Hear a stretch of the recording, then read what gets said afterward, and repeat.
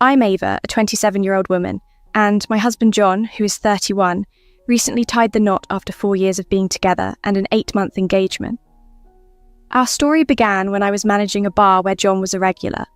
Initially, I declined his advances, but his persistence and the nudging of my co-workers, who found his efforts endearing, led me to give him a chance. John is genuinely wonderful. Kind, mature, financially stable, and always planning thoughtful dates. However, there's a complicated aspect to our relationship involving his mother, Sophia. Initially, I got along well with her. Sophia had her heart broken when John's father, James, cheated on her. They were college sweethearts, and his betrayal, followed by a divorce, left deep scars. James, despite his faults, remained an involved father to John, supporting him at school events and encouraging his independence. In contrast, Sophia became overly protective and strict with John, setting numerous restrictions on him like curfews, bans on dating, and even prohibiting him from joining school trips.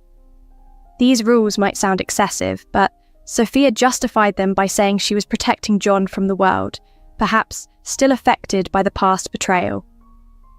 John preferred his father's more relaxed approach, and as a teenager he struggled under his mother's rules, which led to constant conflicts about his lifestyle choices. Fast forward to our recent honeymoon plans, a surprising conflict arose. John secretly booked business class seats for himself and his mother, leaving me with an economy ticket. I confronted him in the lounge, surrounded by strangers, questioning why he would make such a decision without discussing it with me first. This incident highlighted the ongoing influence Sophia has in our life, raising questions about boundaries and respect in our marriage. Mila had struggled with fertility issues for years and had reluctantly come to terms with the possibility that she might never have a child of her own. This changed when she met James, who was already a father to a young boy named John. Mila quickly formed a close bond with John,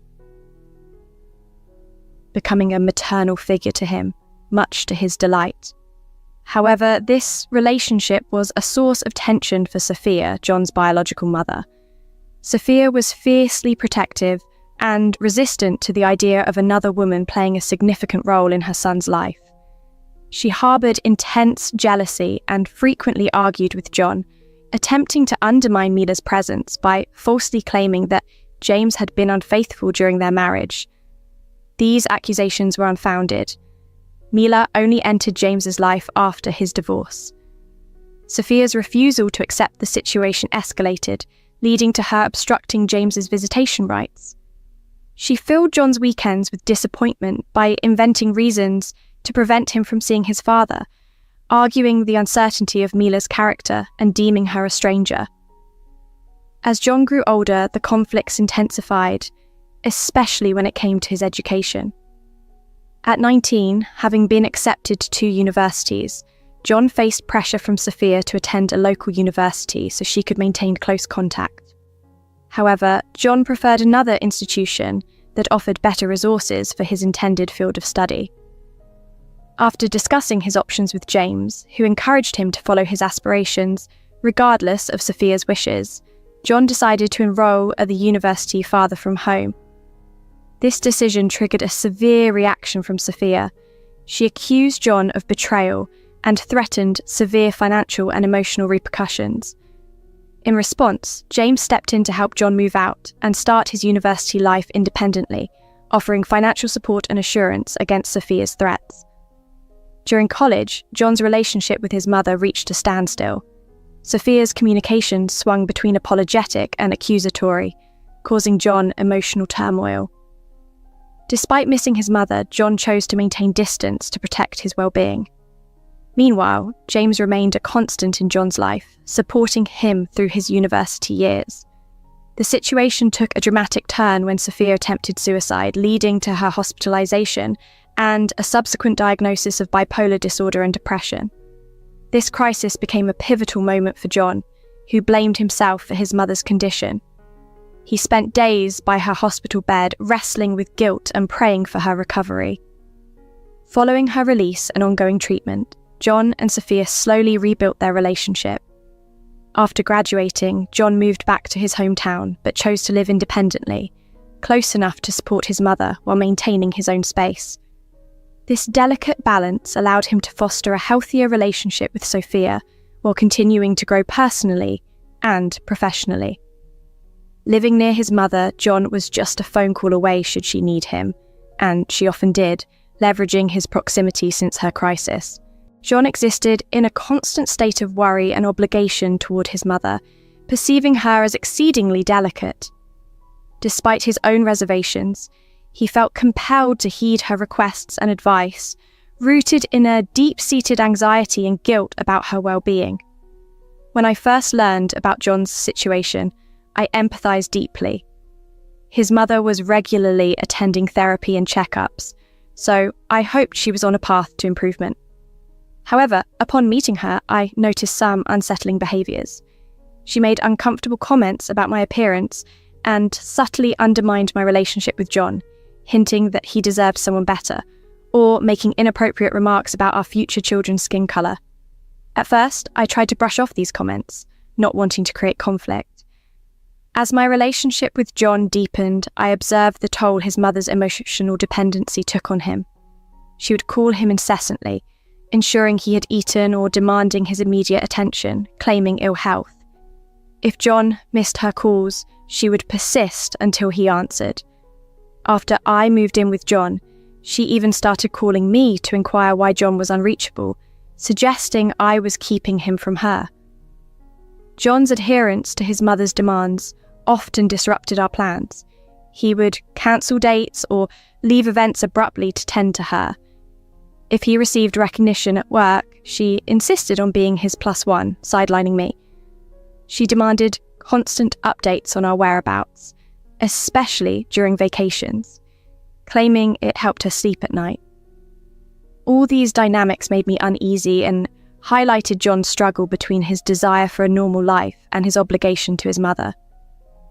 Contrastingly, John's father, James, and his wife, Mila, were a breath of fresh air. They were always welcoming and respectful, never prying into our lives unnecessarily. James's genuine interest in me without any judgment was refreshing. It was clear that John had inherited some of James's admirable traits, which reinforced why I chose to stay by John's side through the challenges. I recognized that John needed support, perhaps even therapy, to navigate his complex relationship with his mother. While he insisted he was okay, I encouraged open communication, hoping he would eventually acknowledge his need for professional guidance. When John proposed to me, it was a joyous surprise that became one of the happiest days of my life. He had arranged for my parents and best friend to fly in for the occasion, ensuring they were part of our special day. James and Mila were also there, offering heartfelt congratulations. The only absence was Sophia, and while her non-presence was felt, John explained the situation. Through all this, I understood more deeply the intricate dynamics of John's familial relationships and the emotional burden he carried. I remained committed, hoping together we could build a future that balanced his obligations with our collective happiness. Sophia was reportedly unwell on the day John proposed to me, and while it may sound harsh, I felt relieved that she wasn't there to potentially make awkward comments in front of my parents. We were celebrating when John received a distressing call from the hospital about Sophia having a fall. Naturally, we all rushed to be with her, but once there, Sophia insisted that only John could see her, leaving the rest of us waiting outside. This seemed unusual, especially since we had all come to support her, but it didn't seem appropriate to question it at the time. John later emerged to tell us that Sophia had a fracture and needed to stay in the hospital overnight. She requested that John stay with her. James, trying to be helpful, offered to stay instead, suggesting John go home with me. However, John declined, worried about upsetting his mother further. As a result, we returned home, and my parents and best friend, who had intended to stay in hotel rooms, ended up spending the night at my place, supporting me through my disappointment. This episode should have been an early warning of the challenges ahead. As we began planning our wedding, Sophia's influence was pervasive. She had opinions on everything, from my wedding dress to the guest list, and even the suit John should wear. Her presence felt overbearing, affecting every detail of our preparations. John and I had dreamed of honeymooning in Hawaii, but Sophia pushed for a closer destination, claiming a distant trip was unnecessary. Finally, I stood my ground, explaining firmly yet respectfully that the honeymoon was our decision. Sophia reacted poorly, accusing me of disrespect and exclusion. Her response was tearful, painting herself as a victim being pushed away by my actions. Despite my efforts to accommodate her wishes throughout the wedding planning, I was adamant about our honeymoon. Feeling torn, John tried to mediate, but Sophia positioned herself as a martyr, sacrificing her relationship with her son. In a bid to smooth things over, I texted her an apology, acknowledging her importance to John. However, her reply was dismissive, insisting that no woman could replace her in John's life and that I should learn my place. I showed John the message, prompting him to confront his mother. Yet, she accused me of sowing discord and insisted that John should always trust her above anyone else. This situation became increasingly uncomfortable for me, and I began to realize just how complex and strained the dynamics were in John's family. It was clear that navigating this relationship would require careful consideration and perhaps more boundaries to ensure our future happiness together. After John's phone call with his mother, he reassured me that we would stick to our original honeymoon plan in Hawaii, which lifted my spirits. It felt like John was finally asserting himself against his mother's influence, allowing us to enjoy our special time together. Our wedding proceeded beautifully, and despite Sophia making a speech that centered largely on her own sacrifices, I chose to focus on the joyous aspects of the day. Everyone, including my parents, James, Mila, and the rest of our guests, enjoyed the celebration, and we spent the night dancing and reveling in our new beginning. The morning of our departure for Hawaii, I woke up filled with excitement. John and I prepared eagerly for the airport, but upon arriving, I was stunned to learn that John had booked himself into business class while I was in economy. This was a complete surprise, as I would have gladly paid for both of us to travel in business class, and John had taken it upon himself to arrange the entire trip, so I had assumed we would be seated together. When I confronted him, John mentioned he had snagged a last-minute deal on his seat, but couldn't find another in business class for me. His avoidance of eye contact and dismissive attitude raised my suspicions.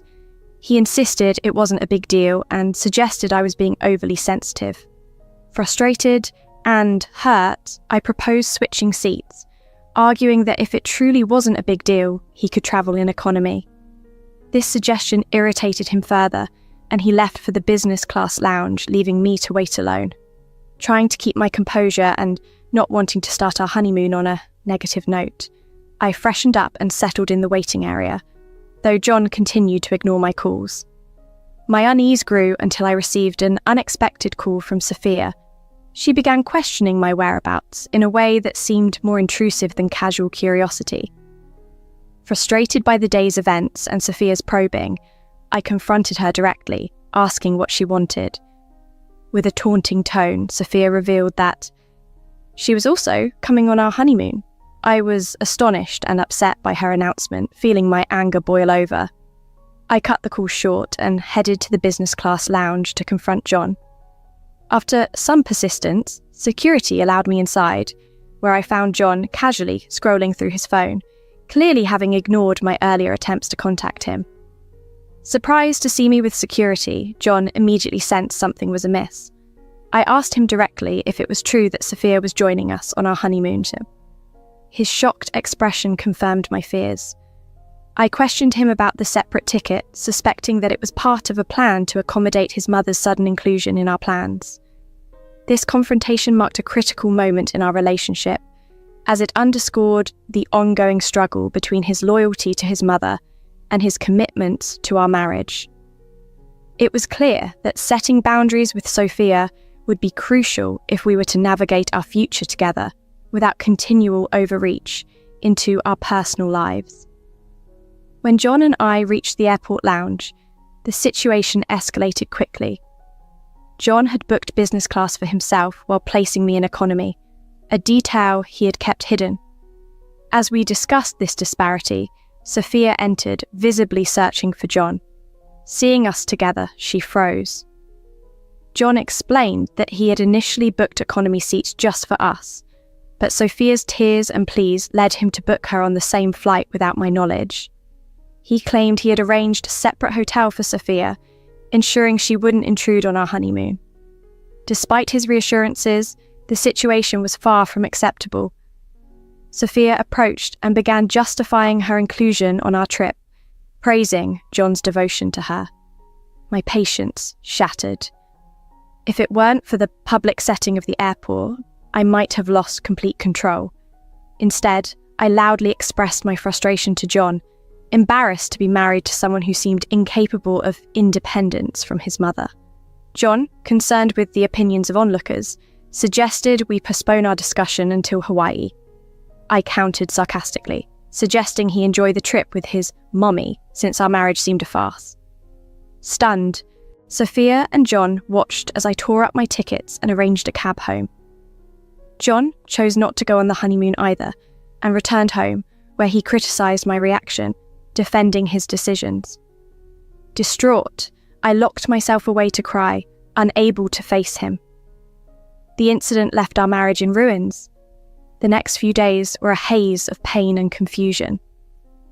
I turned to an online community for support, where I shared my story. The overwhelming response encouraged me to have one final talk with John. If he continued siding with his mother, our marriage would be untenable. Sophia's choice to travel alone to Hawaii, knowing the chaos she had caused, only solidified her disregard for our relationship. A month later, after processing the advice from countless strangers online, I decided it was time for a decisive conversation with John. I prepared for this talk, knowing it could either mend or end our marriage. When John arrived home and saw me waiting, a mix of surprise and worry crossed his face. I invited him to sit and offered him a glass of water. The tension was palpable as we prepared to address the issues that could redefine our future together.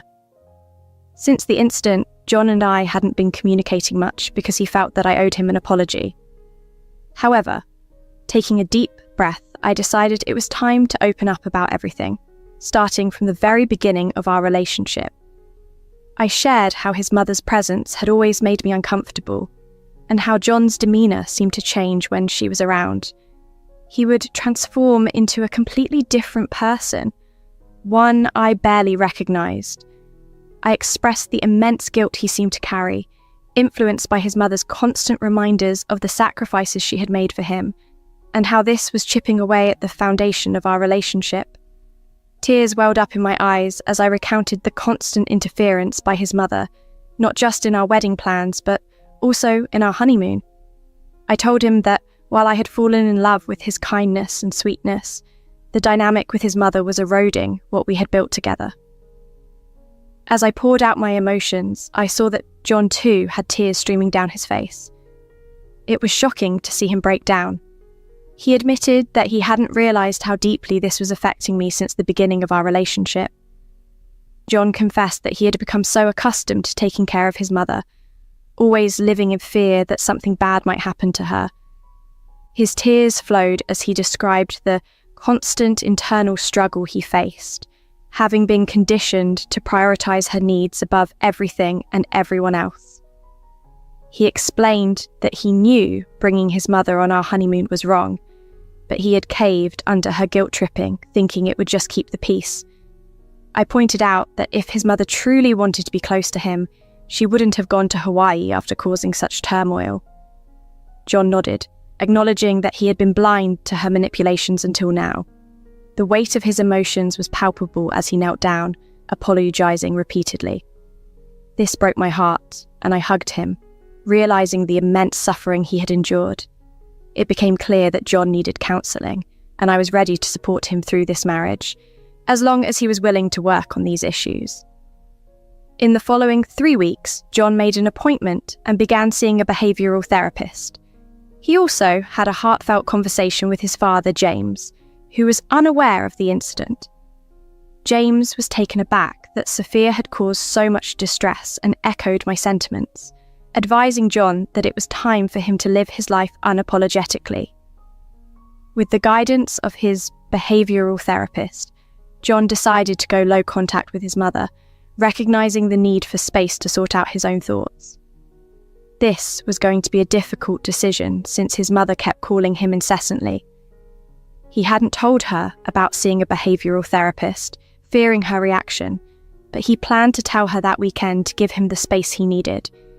If she refused, he was prepared to block her to safeguard his mental health. Overall, while the journey was fraught with challenges, I felt a glimmer of hope that John was finally taking steps to assert his independence and prioritise our marriage. This has been a significant turning point and the right step towards healing our relationship. The journey hasn't been easy, but for the first time, it feels like we're moving in the right direction. 5 months have passed since my last update, and I want to express my gratitude to everyone who has followed my story and offered support.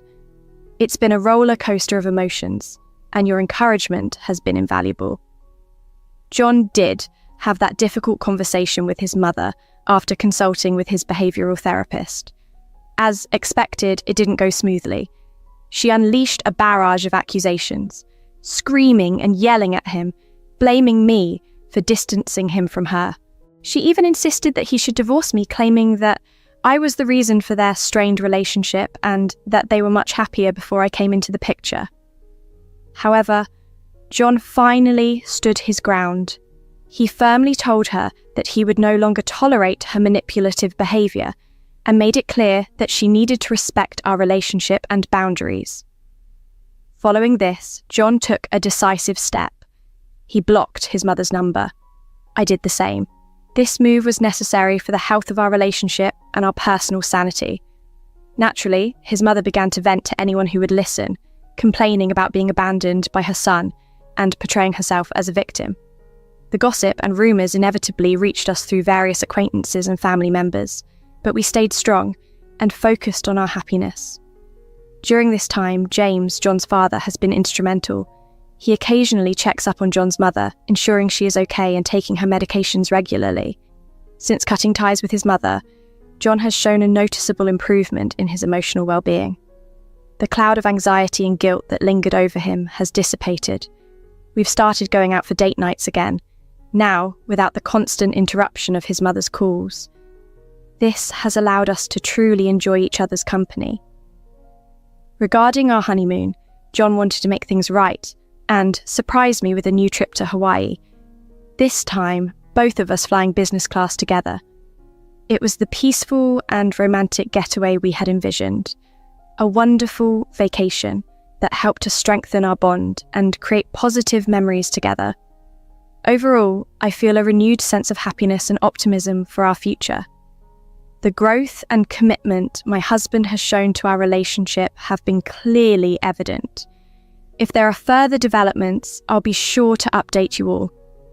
Thank you once again for your support and kindness throughout this challenging time.